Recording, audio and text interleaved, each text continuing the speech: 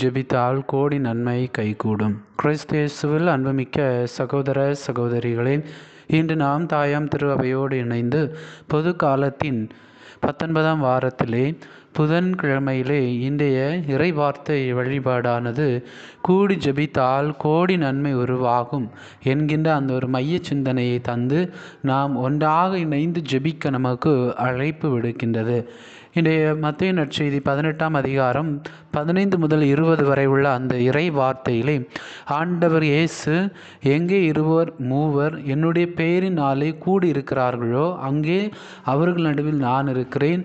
அவர்களுடைய குரலை கடவுள் அதிகமாக கேட்கக்கூடியவராக இருக்கிறார் என்பதை இந்த இறை வார்த்தை நமக்கு வெளிப்படுத்தக்கூடியதாக இருக்கிறது.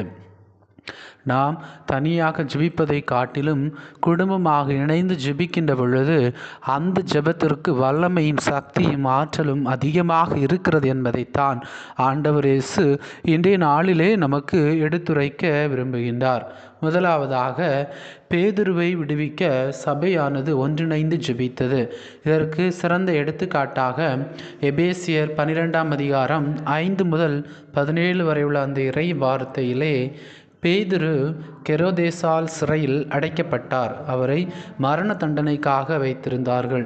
அவர்கள் செய்வது, சபையில் உள்ள அனைவரும் பேதுருவுக்காக இடைவிடாமல் கடவுளை நோக்கி ஜெபித்தார்கள் என்று எபேசியர் 12:5 நாம் படிக்கிறோம். அதற்கு கடவுளுடைய பதில், இரவில் கடவுளின் தூதர் சிறைக்குள் வந்து சங்கிலிகளை அவிழ்த்து கதவுகளை திறந்து பேதுருவை வெளியே கொண்டு வந்தார்.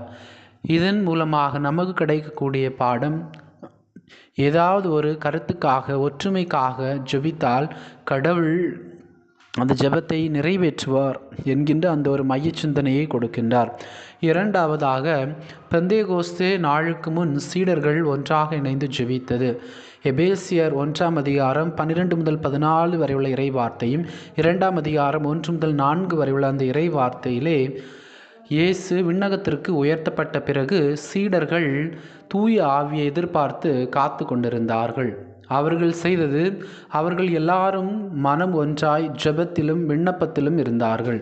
கடவுளுடைய பதில், பெந்தைகோஸ்து நாளில் தூய ஆவி அவர்கள் மீது இறங்கி வந்து அனைவரும் பிற மொழிகளில் பேசினர். 3000 பேர் கிறிஸ்துவை ஏற்றுக்கொண்டனர். ஒற்றுமையான ஜெபம் கடவுளின் சித்தத்தை நிறைவேற்றும் வல்லமை வாயிலாக பெரும் விழிப்புணர்வை ஏற்படுத்தும். மூன்றாவதாக, பவுலும் சீலாவும் சிறையில் சேர்ந்து ஒன்றாக ஜெபித்தது. எபேசியர் 16ஆம் அதிகாரம் 25 முதல் 34 வரை உள்ள அந்த இறை வார்த்தையிலே பவுலும் சீலாவும் பிலிப்பியில் தவறான குற்றச்சாட்டில் அடிக்கப்பட்டு குழியில் சங்கிலிகளால் கட்டப்பட்டனர். அவர்கள் செய்தது, நள்ளிரவில் பவுலும் சீலாவும் ஒன்றாக இணைந்து கடவுளை புகழ்ந்து பாடி ஜெபித்தார்கள். கடவுளுடைய பதில், பெரிய நிலநடுக்கம் ஏற்பட்டது. கதவுகள் அனைத்தும் திறக்கப்பட்டன.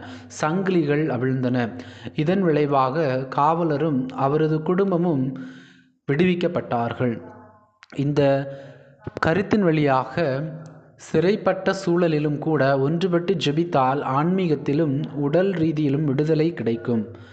நான்காவதாக, யோசபாத்தும் யூதா மக்களும் எதிரிகளை எதிர்கொள்ள ஜெபித்தது. எண்ணிக்கை நூல் 20ஆம் அதிகாரம் 1 முதல் 30 வரை உள்ள அந்த இறை வார்த்தையிலே 3 பெரிய படைகள் யூதாவுக்கு எதிராக வந்தனர். அவர்கள் ராஜா யோசபாத் மக்களை ஒன்று சேர்த்து நோன்பு அறிவித்தார். அனைவரும் கடவுளிடம் உதவி கேட்டார்கள். கடவுளுடைய பதில், கடவுள் இறைவாக்கினர் வழியாக, போர் உங்களுக்கல்ல கடவுளுக்கே என்று சொன்னார். அவர்கள் பாடலோடு போக எதிரிகள் ஒருவரை ஒருவர் அழித்து கொண்டார்கள். இறுதியாக தானியேலும் அவருடைய நண்பர்களும் பாபிலோனில் ஜெபித்தது. தானியேல் புத்தகம் 2ஆம் அதிகாரம் 17 முதல் 19 வரை உள்ள அந்த இறை வார்த்தையிலே நேபுகத்நேசர் ஒரு கனவு கண்டார். அதன் பொருள் தெரியாவிட்டால் எல்லா ஞானிகளையும் கொல்லப்போவதாக அறிவித்தார். அவர்கள் செய்தது, தானியேல், அனனியா, மீசாயேல், அசரியா அனைவரும் ஒன்றாக கூடி கடவுளிடம் இரகசியத்தை வெளிப்படுத்துமாறு ஜெபித்தார்கள். அதன் பதில், கடவுள் இரவில் தானியேலுக்கு கனவின் பொருளை வெளிப்படுத்தினார். எல்லாரின் உயிரும் காப்பாற்றப்பட்டது.